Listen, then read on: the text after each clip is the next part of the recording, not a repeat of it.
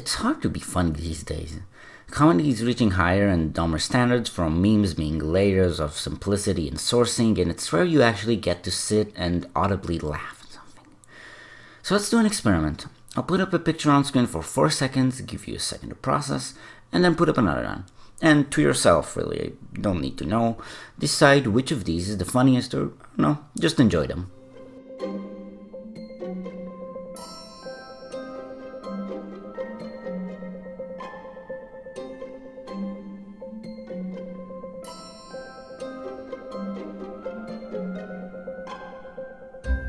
Okay, now just keep these in mind, and let's talk comedy. Untitled Goose Game takes all the required steps to ease you into a good laugh. The soft, beautiful colors carefully applied to every single inch of the world remind me of a watercolor painting, and the ambience isn't actually what a village sounds like, it's what a painting of a village sounds like in a museum. The harmony is so well put together for the sole purpose of ruining it by putting a goose in it. It's catatonic, it's chaotic, it's a goose. The goose is the pinnacle of this beauty. Its perfectly white body barely catches any shade, and the bright orange beak and legs are like lighthouse beacons. It's the very definition of a false god. It's a pretty looking piece of shit that you can't feel angry over, and it knows you can't and will try you. For a goose, we are all British Royal Guardsmen. We are test subjects. It's like the mice from The Hitchhiker's Guide to the Galaxy, but they can honk.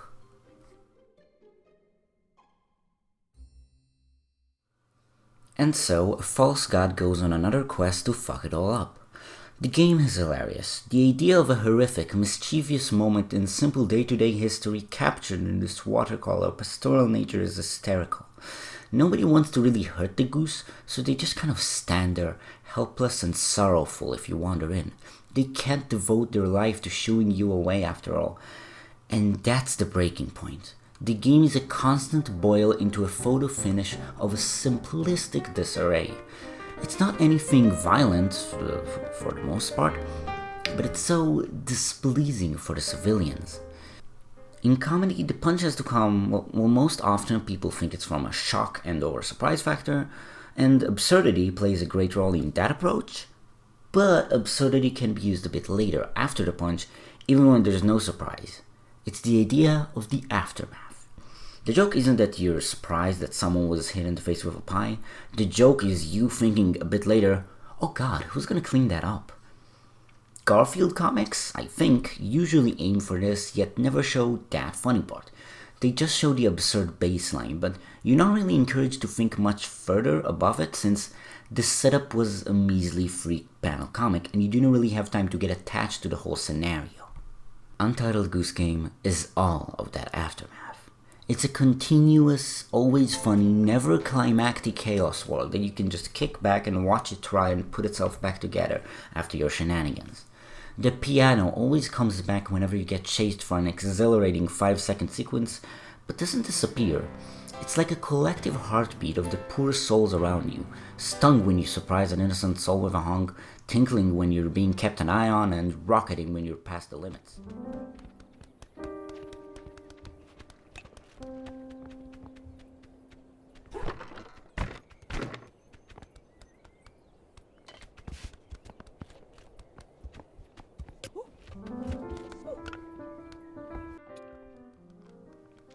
And that's the premise, and on that, Untitled Goose Game excels wonderfully. It's an eye of the storm in a super calm environment. And then the game ends. The game is astonishingly short, sadly. I'll be shocked if anyone won't get to the end of the game within like the first 4 hours of playtime. I personally got a lot more mileage out of it because I continue to replay the game for speedruns, but I can't apply this to the general audience. I can't recommend this as a speed game. I can recommend to people who already like the gameplay to speedrun it, but it doesn't work backwards as a reviewer. The draw of this game is the goose in wild scenarios, and I'm pretty torn on what I wish happened. One instinct of my disgusting gamer greed says, I want more areas, but I know that's not a simple request. As I said, the game is really polished in its minor parts to make it a perfect place to mess up as a goose. So much care was put into making the gooseless world peaceful and lovely then another area would be no small feat, especially considering all areas are able to lightly intertwine with each other. So the solution to this part of the dilemma is updates, paid or free DLC, now that the team probably has the funds after the game's fairly notable launch sales, I'd like to assume. However, another half of me says, what else can they do while keeping it pure? The game already pushed it a little far beyond the comical yet plausible, I guess, scenarios, with stuff like setting up a table with a sheet across a pub and a rake in the lake, which, while these are technically possible, are kind of stretches for a goose to do. And the next dangerous step is the descent into Goat Simulator, a decentralized mess that didn't focus on things goats do, and more on, wouldn't it be funny if there was a goat here? They started with adding a birthday party, and then a gas station, and then an anti-grav facility, and then a space station. You get my point. They can, I suppose, put this goose in space, but no goose has been to space. I'm not fact-checking that. There's a realistic human connection to the scenarios that the goose appears in the current game, because they're all very sensible for a dumb fucking goose to just step into, and I am certain that the creative team behind the game had plenty of time to come up with other ideas for places, so I really doubt I'm bringing anything new to the table with, hey, maybe add some more places, you know? So yeah, I'm a bit torn on length. It feels way too short, but I think it might be too risky to add anything. Before I go to closing thoughts, I want to talk about the objectives.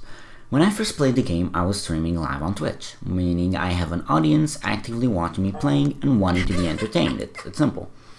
So, in my attempt to not linger on anything for too long and keep things new and interesting, I was very focused on the objective list, and that was a mistake. The objectives are not meant to be everything you do, or at least you're not meant to bash your head against the wall to solve them. You can't laser focus on them, otherwise you'll never find the answer. It's much more meant to be things to think of while messing around freely. Because the objectives are bullshit. The objectives are cryptic and unreliable, which I generally think is good. I just didn't go along with it correctly. The game retains its freeform sandbox world by not telling you what solves everything precisely, but that came at the cost of some objectives feeling pretty dumb. I can give multiple examples, but one shines above all for me. Make the man go barefoot. Now, before this, I had to make someone buy back their own stuff in the previous level, which was pretty damn complex. It wasn't just taking something from someone, but a series of tasks that led up to a very scripted event with new animations where someone buys their own stuff. This felt like that again because for some reason I only saw a pick up object prompt on one slipper, and I spent 25 minutes or so walking around this area trying to figure out how to make him slip into a puddle or stub his toe or fall on his face or step on a nail or do anything that would contextualize lifting the other leg up for 25 minutes. And then I just kind of waddled around and just saw a prompt. It wasn't there earlier because apparently he lifts the other foot when drinking his tea as opposed to reading his newspaper. That's it. You just wait for the other animation. And this kind of played the game from start to finish, because you think you can pick up the sun hat when you're starting out, but no. To get the farmer to put it on, you need to get rid of the original hat, which also needs some contextualized crouching animations. And when you're at the end, the pub, you might think you need to bring a tool to break the dartboard, but it's just messing up the dart throw, so it somehow knocks the whole board down. And of course you can say, well, you just didn't figure it out. I did, and it felt like a great accomplishment. And yeah, good for you, that's neat, fucker. But I still think this game could have done with, maybe doodled illustrations of general targets like a floating pint glass and a broken dartboard instead of this semi-descriptive written hit list. This would have also worked well for the checklist objectives, which always felt oddly more detailed due to their list-like nature. This kind of issue where a simple task requires an obscure contextualized solution is something point-and-click adventure games from over 30 years ago dealt with. I think this could have been avoided. Closing thoughts. So, I'm torn on the game. I didn't put a section on it, but the controls are razor tight for a goose. The movement feels really natural and fluid. Running and walking differences make a lot of sense and don't feel weird. More of a very straightforward mechanic with how turning is slower when you run, like that's shockingly fluid to do. Grabbing objects contextually is really instinctive, and overall the game's performance is shockingly good. I have had a singular instance where I saw the game stop, and that was during a series of resets and area switching, which is where the game has to load a lot. Across my many hours of playing and speedrunning, I saw 1 second skipped, no more. The game performs phenomenally well on Switch. But I can't recommend it to everyone. The goosening is funny as hell. If you really enjoyed the B-roll footage, you'll get a kick out of this game. However, priced off sale at $20 or 17 euros, I really don't know if this extremely polished game is worth your money due to how short it is.